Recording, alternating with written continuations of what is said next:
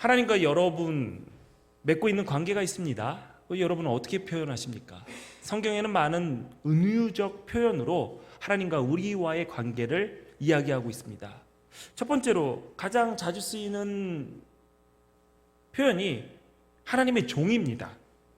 특히 목회자한테 많이 쓰이는 단어가 주의 종, 하나님의 종이다라고 얘기를 하는데, 목회자는 하나 이렇게 부르면 되죠. 하나님께서 기름 부은 종, 기름 부은 종이고요. 그 기름 부음만 빼면 모든 하나님의 백성들, 하나님을 따르고 주께서 부르신 모든 주의 사람들은 하나님의 종들입니다. 우리가 하나님을 주님이라고 부르는 건 역시 그것이 내가 종임을 의미하는 표현이죠.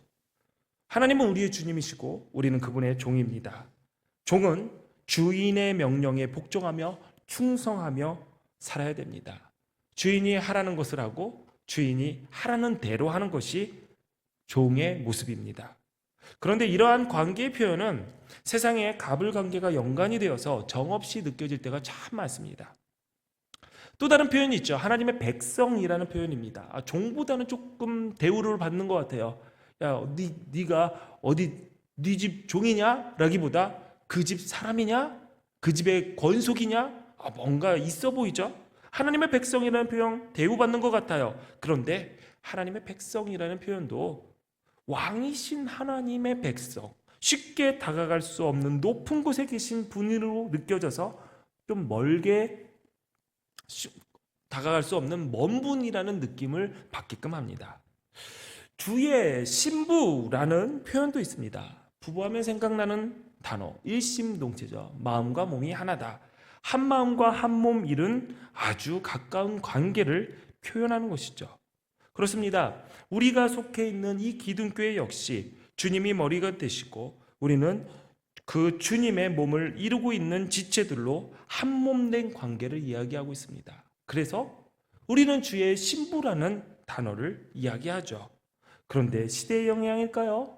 주님의 신부된 교회 지체들이 교회도 떠나면 그만이라는 생각을 하면서 하나님과의 결속력을 조금 약하게 만드는 그런 의미로도 받아들일 수도 있을 것 같습니다. 마지막으로 한 가지만 더 소개할게요. 하나님의 자녀. 일단 이 관계, 하나님의 자녀, 내가 그분의 자녀다라는 표현은 끊으려고 해도 끊을 수 없는 관계를 표현하는 것으로 느껴집니다. 옛날 어른들이 속 썩이는 자식들을 향해서 이렇게 얘기했죠. 호적에서 파버리겠다. 저도 자식들 키우면서 호적에서 팔 거야 라는 이야기를 해본 것 같아요. 그런데 자녀가 속 썩인다고 해서 호적에서 팔낼 수 있을까요?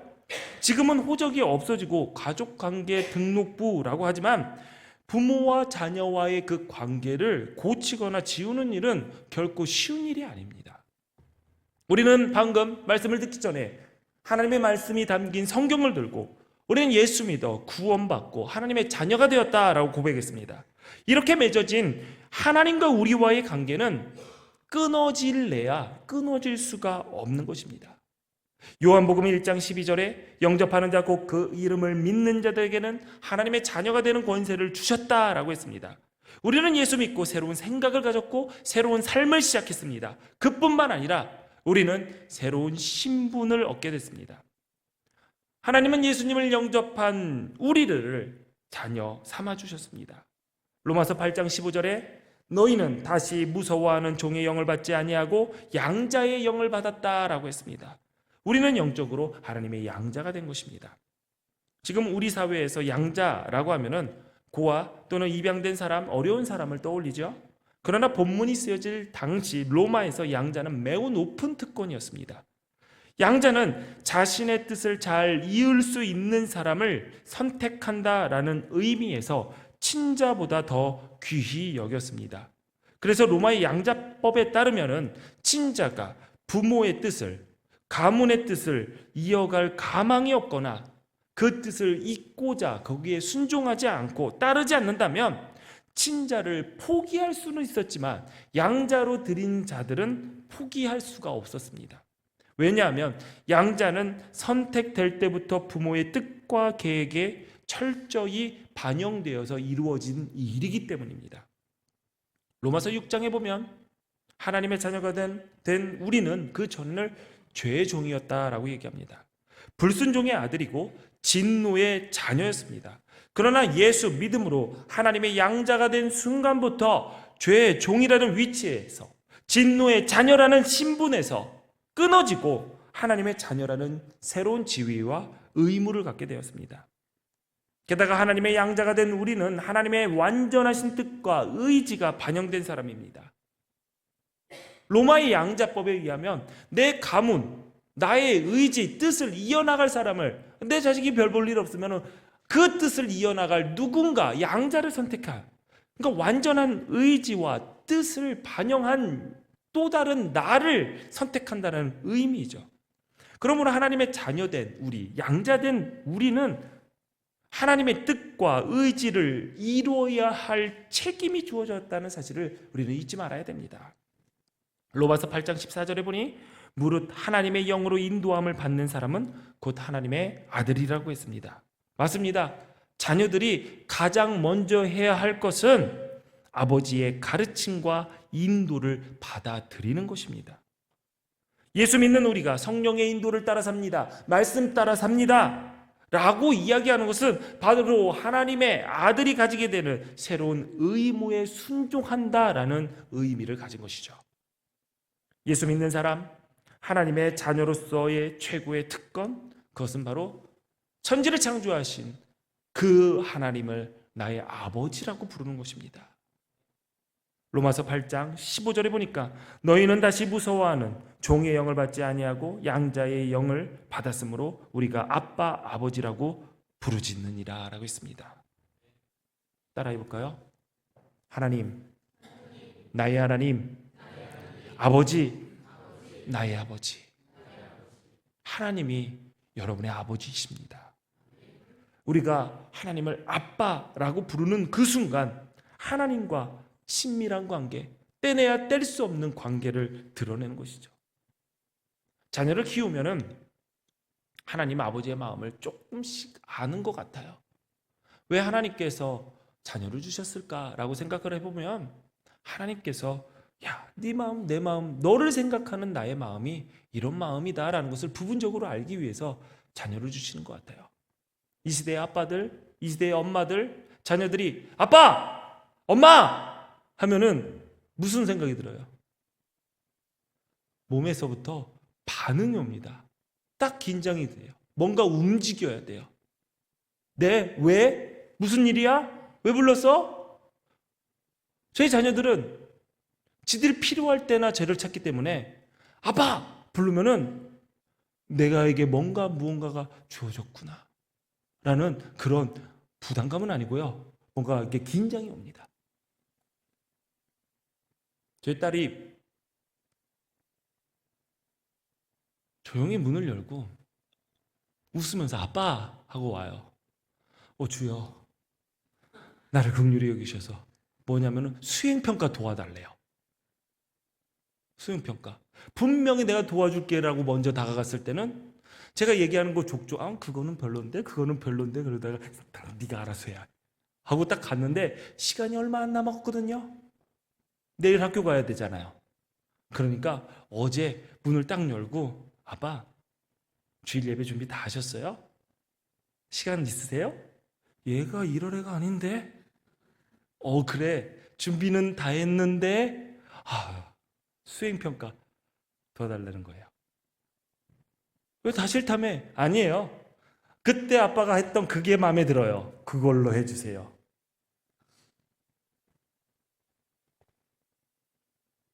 우리가 아버지 하나님을 대하는 그 마음 어떨까요? 이것도 또 찾아왔네. 또 부른 애가 아니라 제가요, 주여 나를 긍휼히 여기소서 그렇게 제가 농담처럼 얘기했지만 나가서요, 야 이거는 어때? 이거는 어때 하면서 주제까지 다 정했습니다.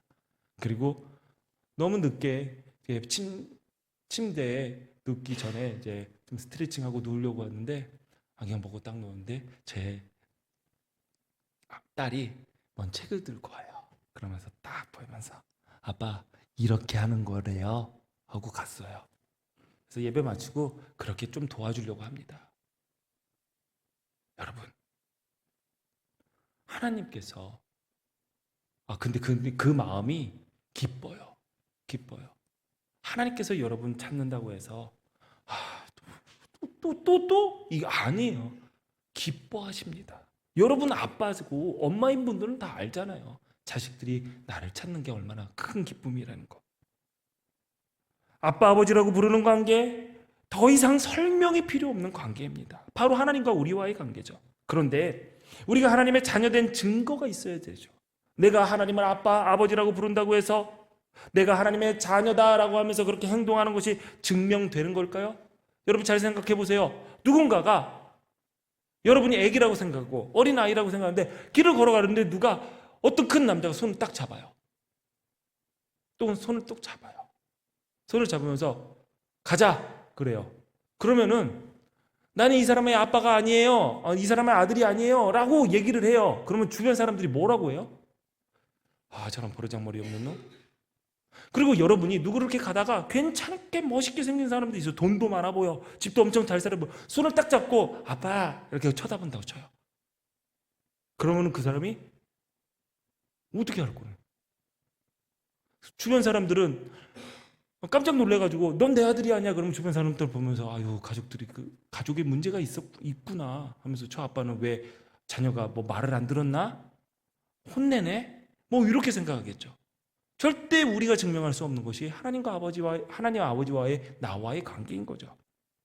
그래서 하나님께서는 약속했어요. 너희들 스스로 증명하지 못하니까 내가 하나님의 영인 성령을 보내서 우리가 하나님의 자녀인 것을 친히 증거한다라고 말씀하셨어요. 로마서 8장 16절 보니까 성령이 친히 우리의 영과 더불어 우리가 하나님의 자녀인 것을 증언한다라고 했습니다.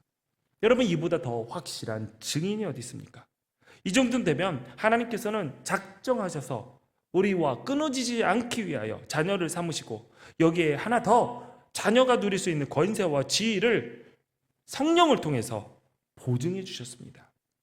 그래서 하나님을 아는 지식이라는 책을 썼던 제임스 패커 목사님은 신약의 메시지를 세 단어로 요약했습니다. 속죄를 통한 입양. 하나님께서는 우리의 죄를 대신 갚아줌으로써 우리를 입양하셨다는 거죠.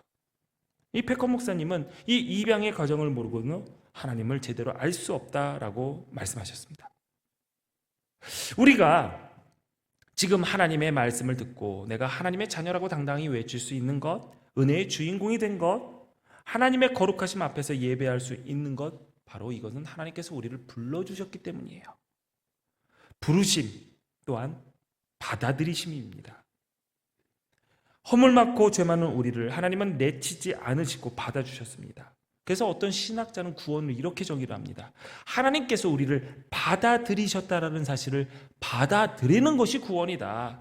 마치 탕자를 받아들였던 아버지처럼 하나님은 우리를 받아주셨습니다.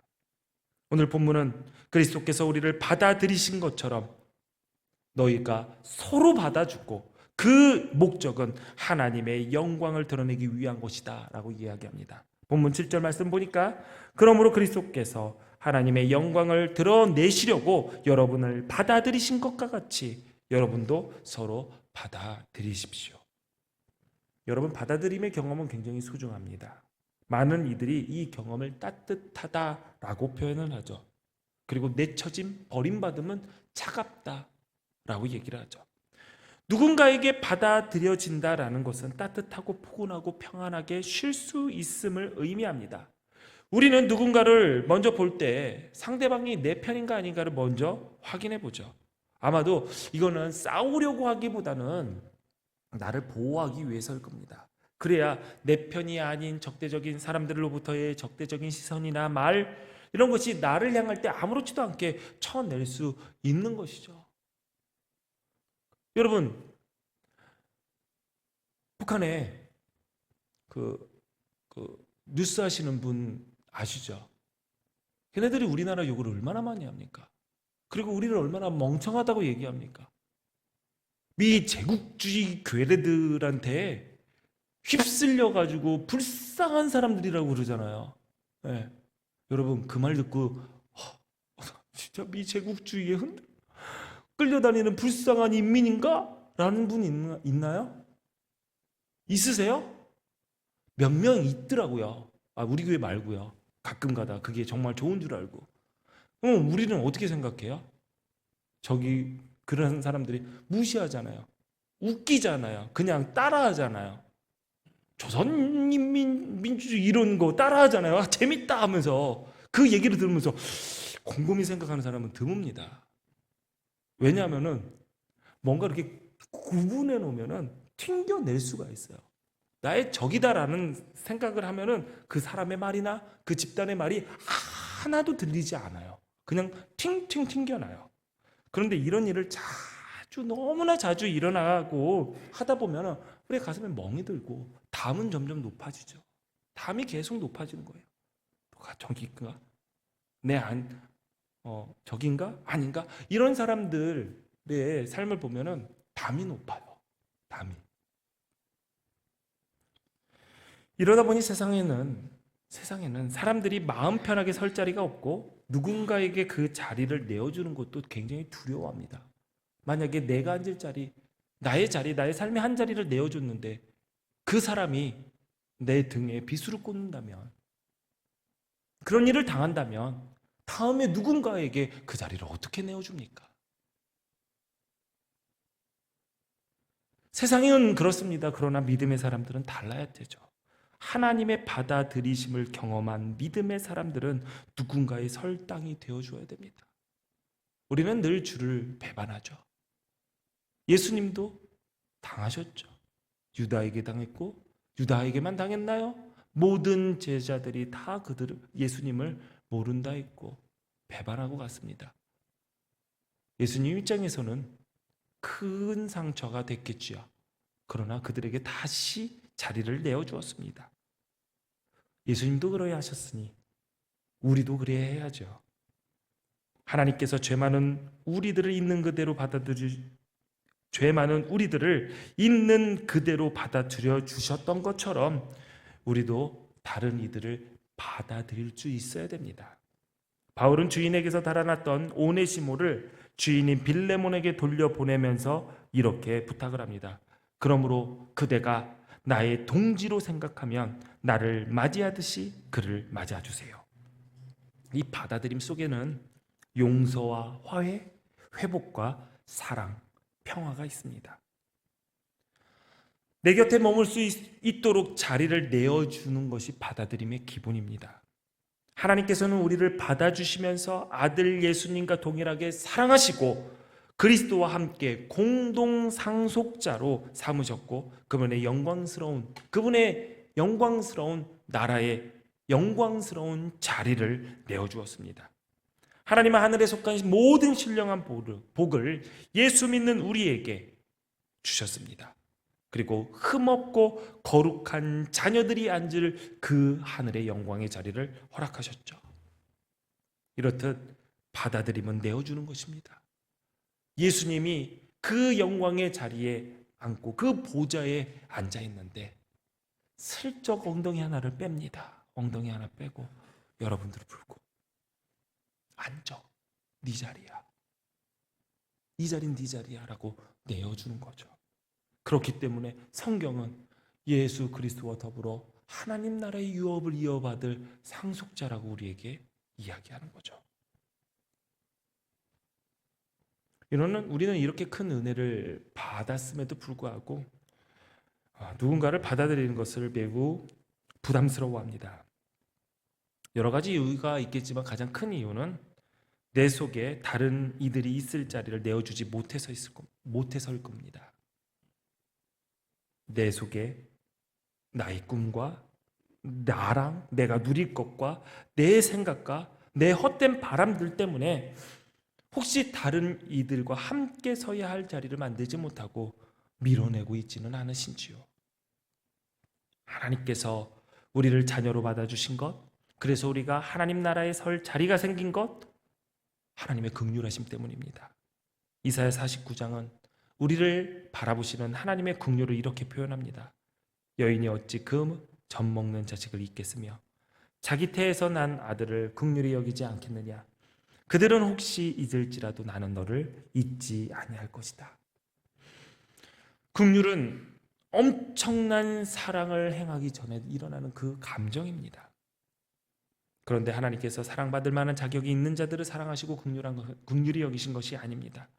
호세아 2장 23절에 보니까 내가 나를 위하여 그들을 이 땅에 심고 긍휼히 여김을 받지 못하던 자들을 긍휼히 여기며 내 백성이 아니었던 자들을 향하여 이르기를 너는 내 백성이라 하리니 그들은 이르기를 주는 내 하나님이시라 하리라 하시니라.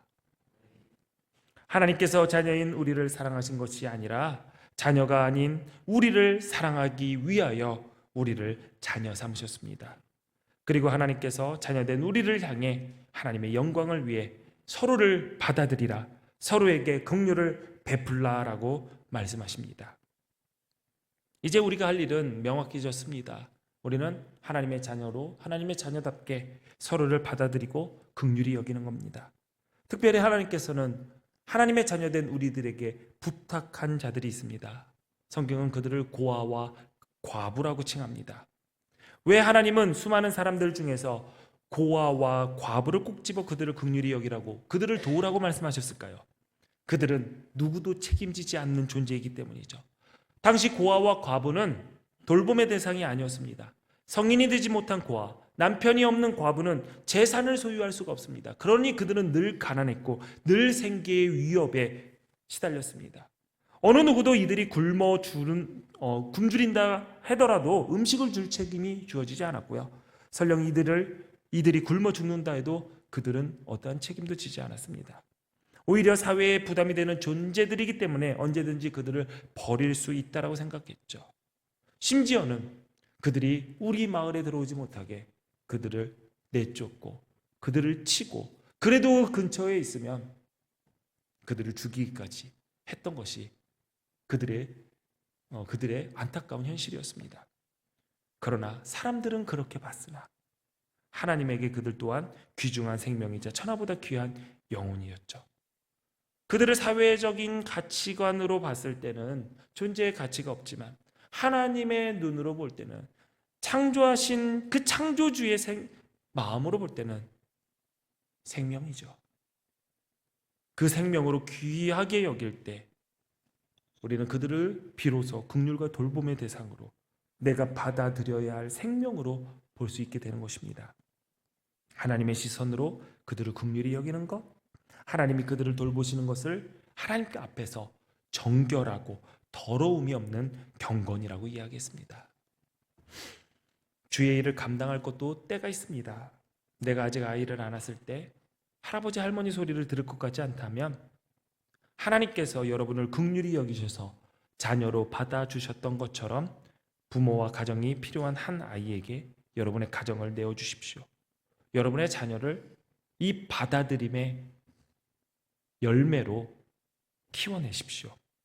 더 이상 늦어져 기회가 없어지고 주 앞에서 책만 듣지 않게 결단하고 움직이시기를 바랍니다. 하나님께서 여러분을 받아 영광스러운 자리에 여러분의 자리를 마련해 주신 것처럼 하나님께서 주인 되신 여러분의 가정이 주님 닮은 또 다른 받아들임의 공간이 되어서 하나님의 영광을 드러내시기 바랍니다.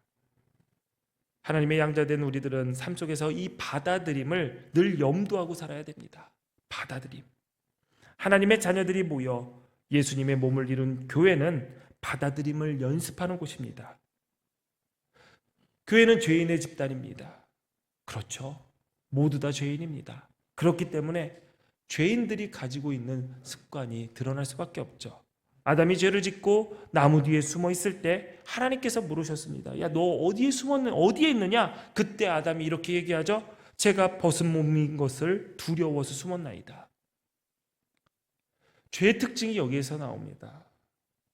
벗은 것을 가리는 것, 나의 연약함을 가리는 것, 나의 더러움을 가리는 것, 그게 드러날까 두려워하는 것, 그것을 드러내기 그 두려움에 도망쳐 숨는 것, 이게 죄인의 첫 번째 모습입니다.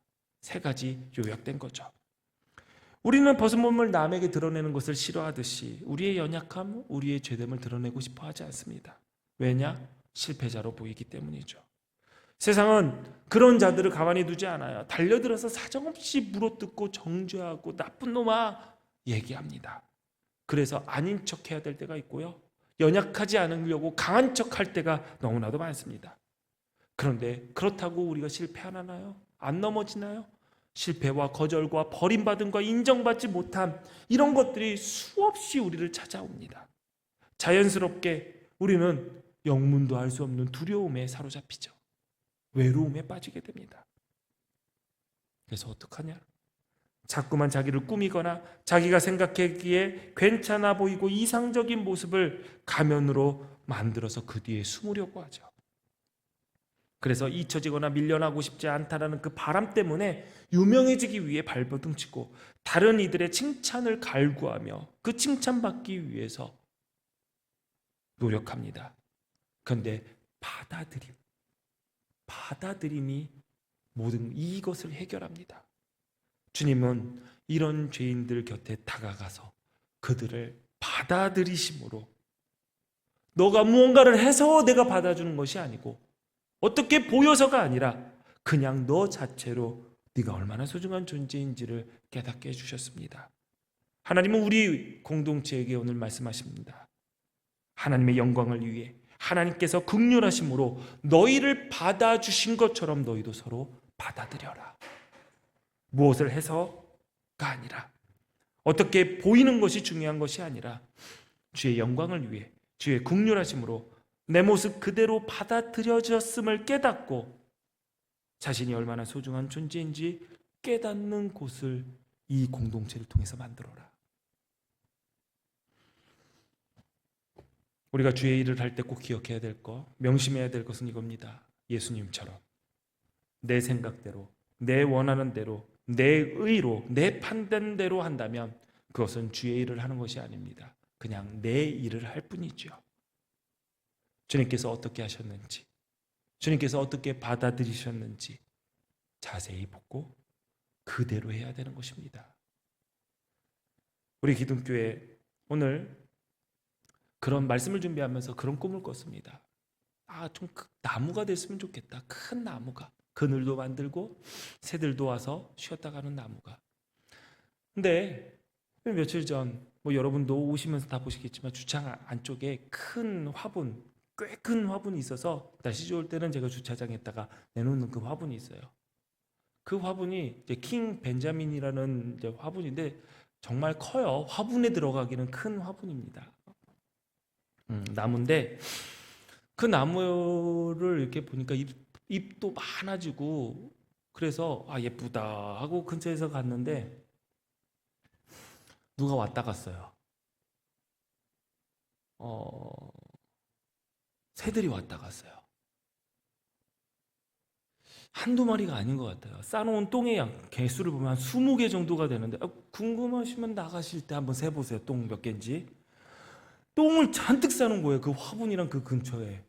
새가 여러 마리가 와서 앉을 나무 그렇게 많은데 굳이 주차장 안에 있는 그 가지도 얇은 나무에 거기 앉아가지고 얼마나 똥을 싸놓고 갔는지 그렇게 갔더라고요. 그래서 웃으면서 저 좋은 화장실도 많은데 굳이 여기까지 와가지고 그거 치우게 만드냐? 하면서 웃었습니다. 근데 그 생각이 나더라고요. 똥 싸러 왔던, 노래하러 왔던, 어찌됐든 그들이 편안하게 쉬었다가 날아간 그래도 어떻게 쉼터가 되지 않았느냐. 그 나무는 그냥 받아줬어요. 그 새를 받아주고 그냥 보냈습니다. 우리 기둥교회가 대지에 깊게 뿌리 내려서 사방으로 줄기가지 내솟아 이 기둥교회 공동체가 많은 새들이 가지에 앉아서 노래하고 둥지를 틀며 잠시 들리는 나그네도 그늘 아래서 쉬어갈 수 있는 큰 나무가 되고 우리 모두가 그 줄기가지가 되어서 그 주의 영광, 하나님의 영광을 드러내는 일에 쓰임받기를 바랍니다. 누구든지 말을 하려면 하나님께서 말씀하시는 것 같이 하고 누구든지 섬기려면 하나님께서 공급하시는 힘으로 하는 것 같이 하십시오. 이는 모든 일에는 하나님께서 예수 그리스도로 인해 영광을 받으시게 하려는 것입니다. 영광과 능력이 세세무궁토록 그분께 있기를 빕니다. 아멘. 기도하십니다. 전능하신 하나님 감사합니다. 전환기둥교회의 영광스러운 사명을 허락하신 아버지께 감사드립니다. 하나님, 우리를 자녀로 받아주셔서 감사합니다. 아버지, 우리를 위해 영광스러운 나라의 자리를 내어주셔서 감사합니다. 주께서 받아주신 같이 우리도 서로 받아들일 수 있는 넓은 마음과 지경을 허락하시고 이 받아들임 속에 용서와 화해, 회복과 사랑, 평화를 이루게 하옵소서. 예수님 이름으로 기도합니다. 아멘. 찬송 부르시면서 준비하신 예물 하나님께 드리십니다.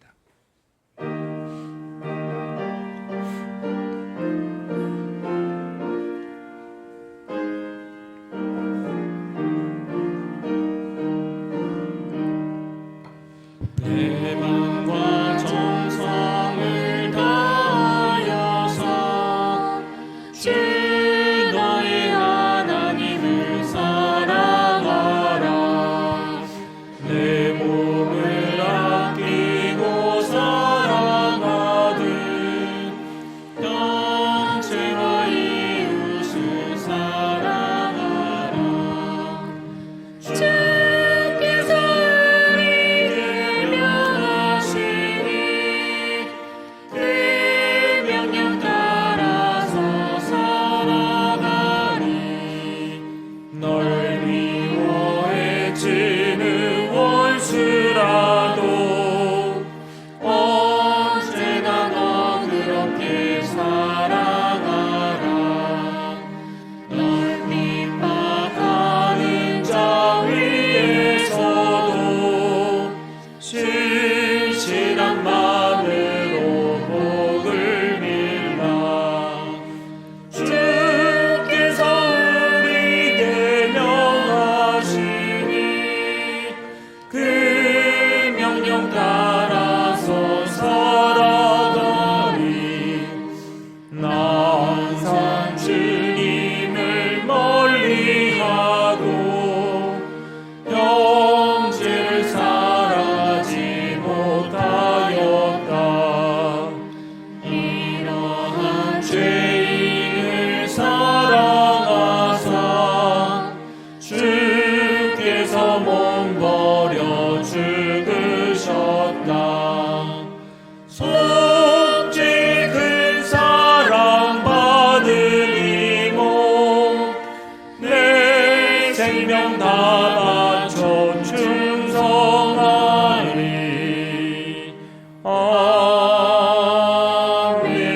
아멘. 자리에서 일어나십니다.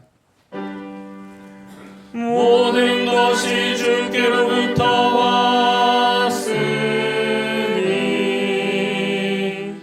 이 예물을 주께 드리나이다.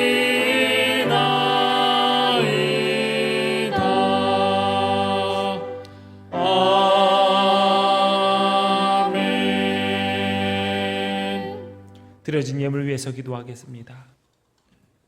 좋으신 주님, 세상에 살면서 땀 흘려 일하여 얻은 소득 주님께서 허락하셨기 때문에 그 은혜를 기억하며 구별하여 하나님께 드립니다. 받은 은혜를 늘 기억하고 주신 사랑을 늘 찬양하며 베풀어 주신 복을 기억하며 이 예물을 봉헌합니다. 주님, 기쁘게 받아 주옵소서.